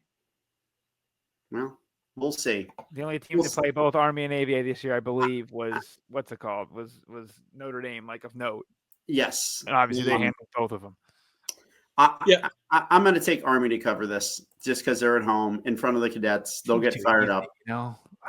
Give me the green wave. Mm-hmm. They're cover. And anyways, with the game we skipped though, the fun game. Great game. State is a -4.5 point favorite. Over. I'm borderline making it the loss. Yeah. I'm not going to, but I'm thinking about it. That man, I don't know if you know who the coach of Jacksonville State is. Rich Rod, it's got the boys buzzing down there. I'm telling you now. I want Stewart, the great running back. That kid's an absolute animal. And the Gamecocks are rolling. They're the best Gamecocks out there. I hope they have a Gamecock Bowl. That'd be pretty sick. But Jacksonville State's a damn good team. Western Kentucky, it's going to be a lot of clock management with Jacksonville State. They can run the ball. They can move it. Western Kentucky's got that same Bailey Zappi team where they're just going to spray it all over the field. Malachi Corley and the guys have had the last few years, the air raid on meth that they usually run. So we'll see how it ends up happening. But give me Jacksonville State here in Rich Rod. Who might be the next coach of Purdue, people are saying. By the way, I don't know if people want to overlook this or not, or what we want to look at. But these two teams actually played last week. That's hilarious. They played last week, and they already knew they were going to play each other. Now, I don't know if they sat people or what, but Jacksonville State ended up losing the game 19-17. So they didn't know they were going to play each other. Let me take that back. Western Kentucky had to win to make this game. So Western Kentucky won 19-17, but it was at Western Kentucky. So that means it's now the opposite. Yep. Now it is going to be in Jacksonville State. I'm taking Jacksonville State. Because if you think about it, you're a public, you're going to go, wait, they played last week? Give me West Virginia in the under. Or give me Western Kentucky in the under. I agree with Blake on this. Double flip. I think we're going to go with – I'm going with Jacksonville State and the over in this. Yep. I think we're all on the same page there. Yep. I think we're all – then we know we're all losing this one. We might as well not bet it. This is bad narrative. Okay. Other things that doesn't work, all right? It's really bad, okay? These other shows, they don't listen. They aren't good. This show, when we are together, we win. Other shows, no. We always do good when we are on the same page. Yes, and we always win, and we do well. We always win lock of the year. Yeah, I'm pretty sure I think we've lost maybe 1 or 2 locks of the week. Literally, it's crazy. Combined. I'm pretty sure we're like 5 or 6. Right. I just probably jinxed it, but it's all right. Moving on to Saturday, we'll start with the ranked matchup. Iowa State at Arizona State, which is at AT&T Stadium in Arlington, Texas. Arizona State is 2.5 or 2-point favorites. First off, Arizona State with their trident on Saturday. Like, that was hilarious. That was so funny. Okay, look, I get that there was all these flag fights and everything like that, including our game, including the worst fight. Actually, our fight wasn't the worst fight. Our fight wasn't even close to the worst fight. The worst fight was the NC State North Carolina fight. I don't know if anyone saw that, but this fight was second on that. Nah, this fight was probably third. Florida State might have been the top one because the two coaches almost fist fought. But this one, Arizona State, they got like they got a swagger to them. And you know what? Here's the thing. We have Iowa State or Arizona State vying for a playoff spot. Now, I could have possibly said Iowa State, yes. But when the season started, I'm pretty sure all of us thought Arizona State was going to be the bottom team or the second to last team in the Big 12.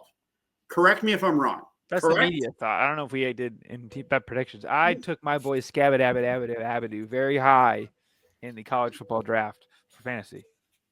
Yeah, we'll talk. I mean, we're going to look back and see our predictions and see. Oh, they're bad because I know for the Big 12, I had Arizona against Kansas State. I had UCF in there. Whoops. Yeah. So I'm actually going to take Arizona State in this. Outside of last year, this game is rocked traditionally. Correct. My favorite game was the one. What was it? Baylor, Oklahoma State with the beat him inside the goal line. That was like the best play I've ever seen. Yes. I don't know where those guys are now, but I mean, again, Arizona State's absolutely rolling. I like the over a ton in this game. It's not the lock; it's close though. Love the over. Man, I don't know. I feel like this is going to be like a 21 to 17 type of game. No, this game's always a war. It almost always goes to overtime too. I don't know if I'm making that stat up, but it feels like it. Even a few years ago, was it TCU, Kansas State with Will Howard and Duggan? That game was awesome. Yeah, that's true. Yeah, give me Arizona State here. I'm going to take the dog in this one. Two young quarterbacks, versus and then Hansen, who's the running back for Iowa State. I'm just going to take the dog in this one. I think. Consensus top 3 quarterback in the draft next year, Sam Leavitt. How could I have forgotten? He can't go to the draft next year. He has 2 more years. Oh, I know. That's what I'm saying. That class, the one with potentially Drew Aller and Arch Manning and Nico Iamaleava. He's consensus top 3 according to Spiro in Chief. Yeah. I'm going to take Iowa State. I just think that, they're going to – Arizona State's going to run into some trouble in this game. I think it's going to be crazy high scoring like every other game is. So we'll go with that. Moving on to the next one, the Detroit game. I should probably go to this. What? Sorry, very comically hysterical pick just happened. Hit the guy in the foot, went up maybe 40 yards. Yeah, Denzel Ward. That was Newsome. It was Newsome. Yeah. That's funny. This has a name to it, and I know Cozzi knows the name of it. I don't know. Battle of Ohio. Oh, the Battle of the Bricks. Bingo. There it is. Battle of the Bricks. The Battle of the Bricks. A rivalry game and a conference title is awesome. It is, yes. Ohio at Miami, Ohio. Miami, Ohio, 2.5-point favorites. Miami, Ohio was actually preseason predicted to be the favorite to win this conference. They kind of fell off. This is action at its finest. Fall off team was NIU. Yeah. We were talking NIU to the playoff in week 4. So by the way, this game earlier this season, Miami of Ohio beat Ohio 30-20. Look, this is a big time rivalry between these two schools. I can tell you that.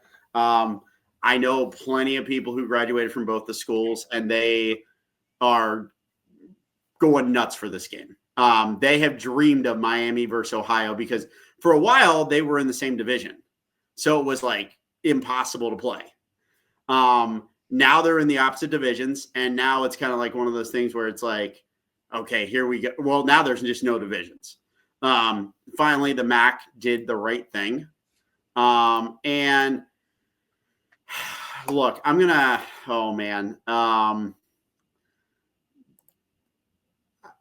go with Miami of Ohio. I think they cover. I think they win this game. 44.5. Look, it's the MAC, and I just feel like this title game is always like right there at the 44.5, unless there's two very powerful offenses. There's always something weird that happens, and usually, correct me if I'm wrong, this game is usually played on the Friday night. Yeah, it's been Saturday for a bit now. Yeah, it's Saturday. Okay. Back when Big Cat saved Detroit and was at the MAC game every year, it was Friday night. And it should be Friday night. I hate that it's not. Yes, I totally agree It with used to that. be them and the. It usually almost used to be like them and the Pac-12, the only two teams that play on Friday nights. Correct. Yes. Yep. And now it's kind of one of those things where it's like, okay, You're not watching this over the Big 12 game if you're a one TV person. yeah, I mean, I'm going to be a 2 TV person. I'm going to definitely Come on, watch we're men of this. culture here. What are you doing? Because this is just going to be. And here's the other thing. I do know for a fact that the two fan bases for these teams, especially Ohio hasn't been in a MAC championship in, I want to say it's been some time. It is.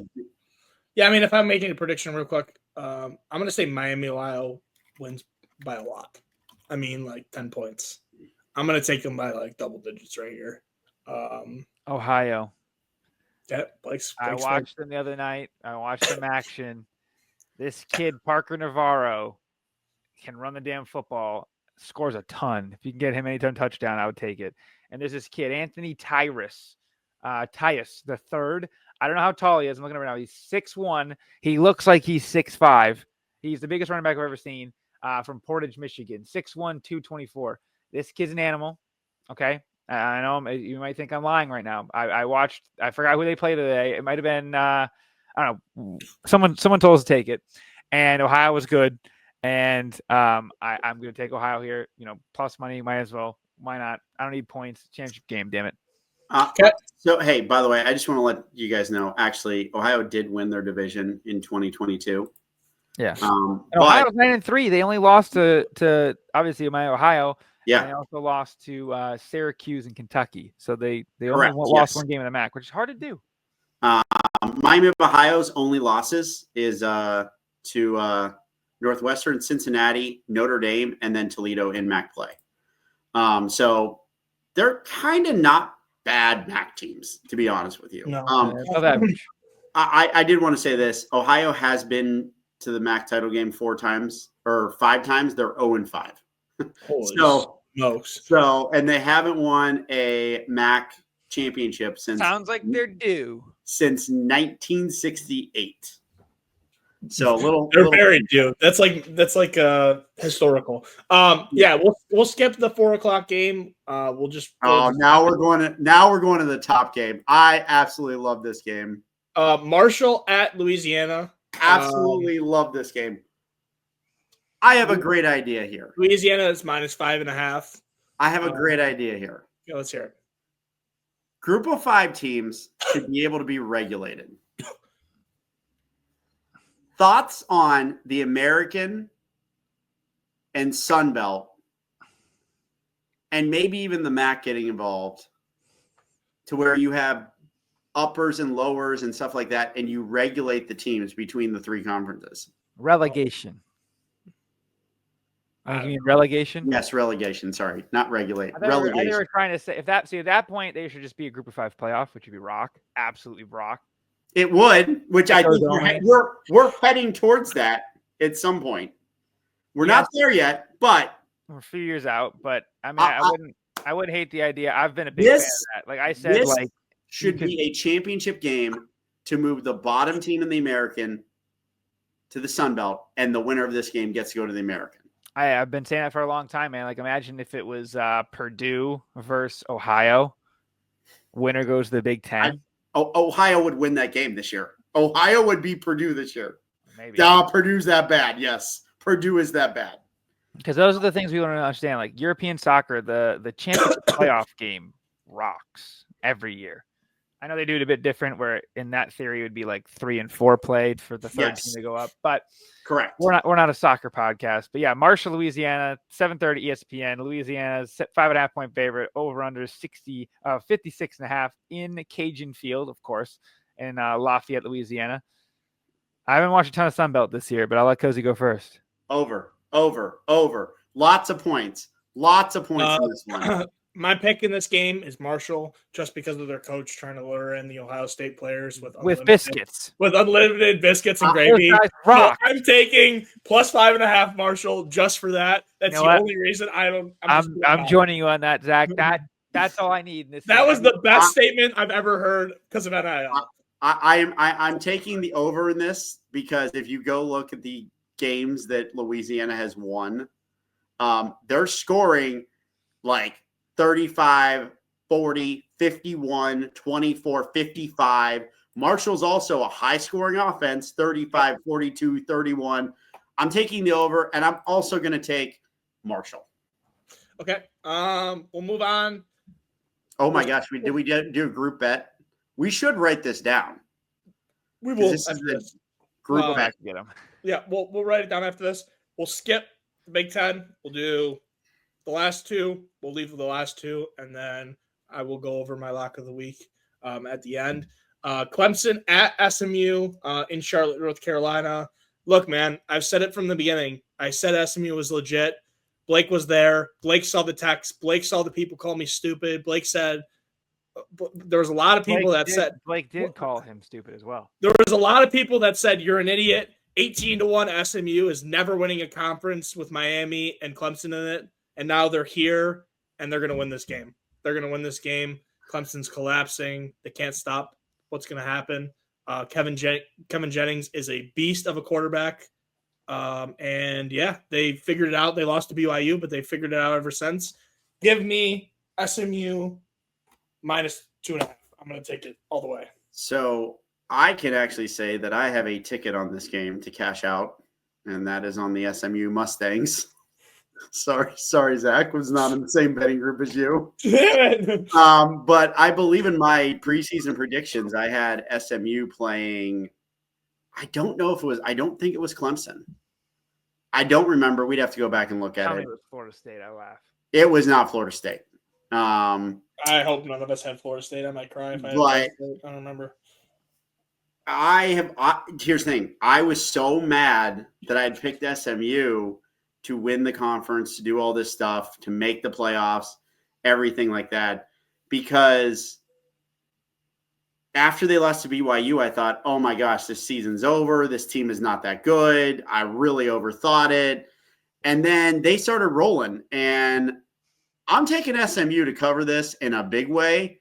I don't know why it's 2.5. Am I like missing something here? Yes, you're both idiots. Oh, I think everyone knew where I was going with this. My guy Dabo, he's not out yet. He's very close.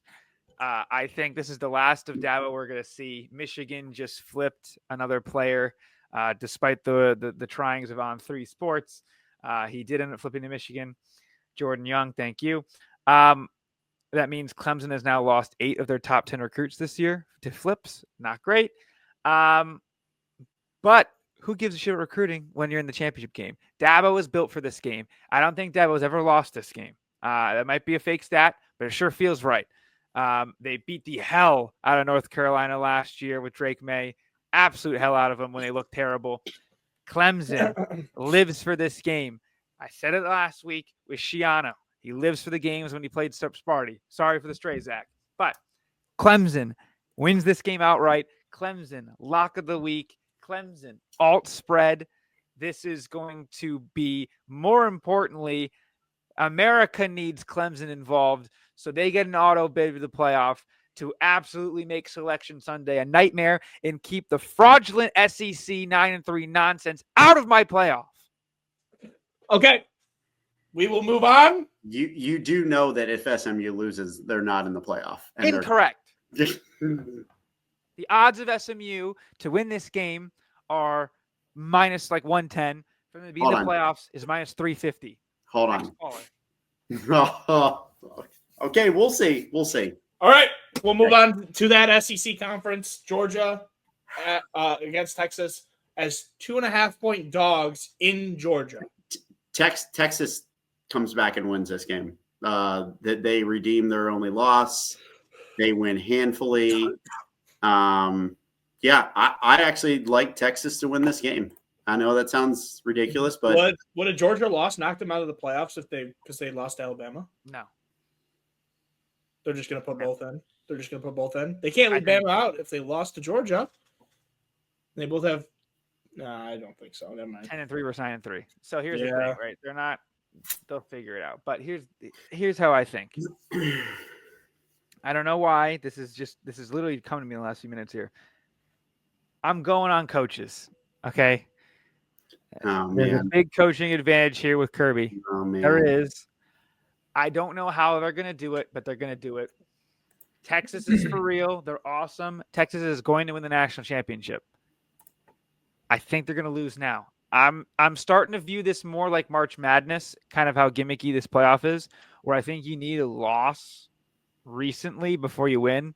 Like there's some crazy stat where teams that win their conference championship don't really win the national championship unless you're UConn, like recently.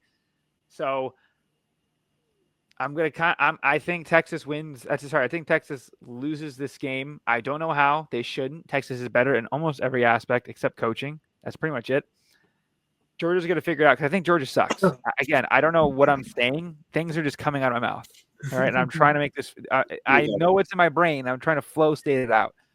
Somehow Georgia's going to win this game and Texas is going to win the national championship. And you're going to be able to get them at like plus 600 this time next week. And you're going to do it. And you should hammer it. Horns up in the long term, but not this week.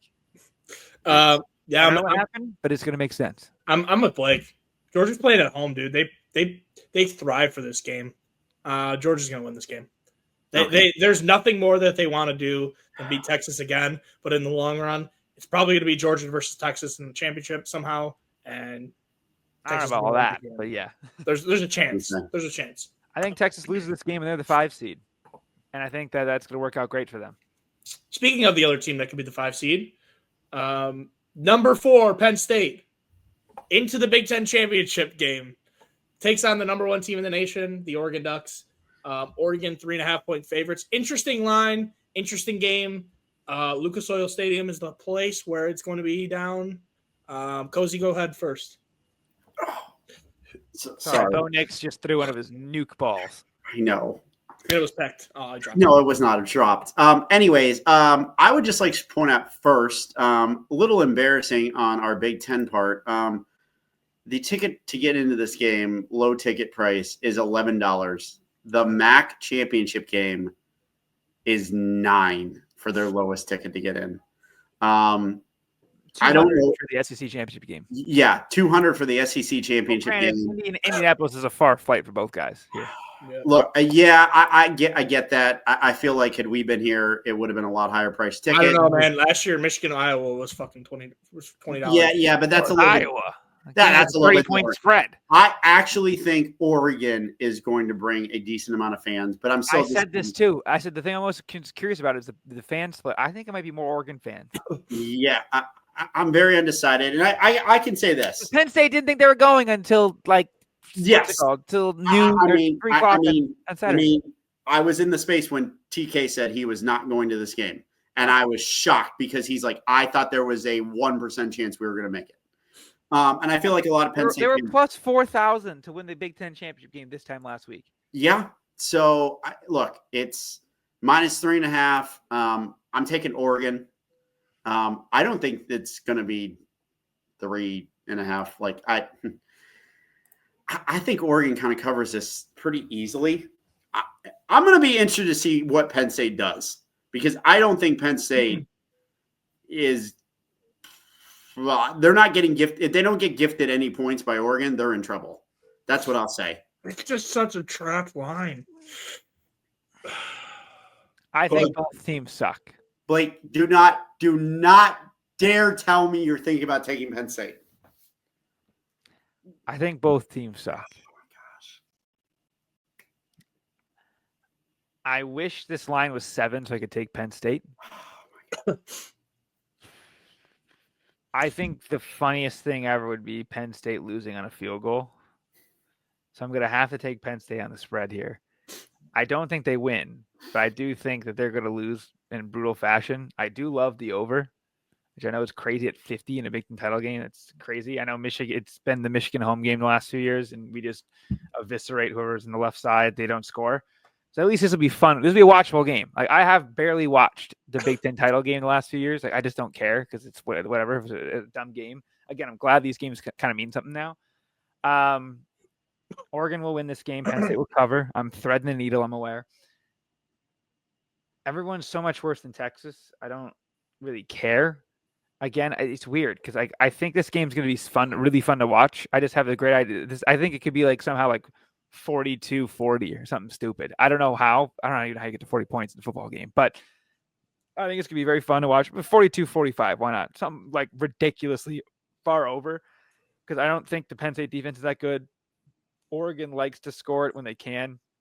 I don't know. I'm not sold on either team. I don't know if that's just me thinking that everybody sucks this year, which is the kind of the ball nowhere thought of everybody, like on the internet, is that everybody kind of sucks. Texas is very good, but everyone else kind of sucks. I don't know.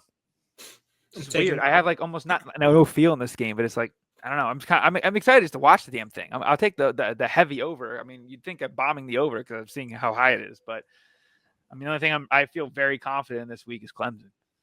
I'm taking the under, and I am taking Oregon to cover. I think it's going to be like a 27-20 game. I think that there's going to be. Did you just take the over and say the score 27-20? Yeah, that's 40. That's under. I said under. Oh, you said the under. Okay. Okay, that's 40. That's 47. Oh. The game set at 49.5. Everybody's going to take the over. Everybody's going to take Oregon. Something's got to go wrong. I'm taking Oregon in the under. I just think it's right. And while we're at it, it is time. Time for real quick, right before there's a stat my good friend Darnell found. If Penn State wins, the only receiver out of that receiver room to win a Big Ten title game, and it's already true because he's been there, is Julian Fleming. That's crazy. Mm-hmm. All right. It's time for the lock of the week. Blake already gave his with Clemson, which is a dog, and I kind of like that. I'm kind of feeling the dogs this week. And, UNLV money line. Lock it in. UNLV money line. You thought you were going to boom Georgia, and I was going to freak out. No, okay. UNLV money line is my lock of the week. So it is very hard. It is hard to win a game twice, and Genty is going to be in hell because they are just going to dime them down the field so quick that he can't keep up, and he's going to have to run the ball 40 times, and he's just going to get gassed, and he's already hurt. So UNLV money line is my lock of the week. My lock of the week. I'm going with the over in the Big 12 championship game. There you go. That is my lock of the week. That is going to be high scoring. And like I said, Arizona State, they somehow pull it out. Arizona State in the playoff. Like, I can't fathom or wrap my head around that. Kenny Dillingham, baby. Youngest coach in college football. Whew. It's good to hear. All right. That's all we have. I'm going to end it here because we're almost touching 2 hours. Yeah. I mean, it's rivalry week. What do you expect? So, national championship predictions? Anyone have any national championship? I'm going to wait till the bracket comes out. Mine's Texas right now. I am going to wait till the bracket comes out, and I want to see. Good point. But Texas. Okay. I will see you guys later. Thanks all for watching. See you guys next week. Go Bucks. See you.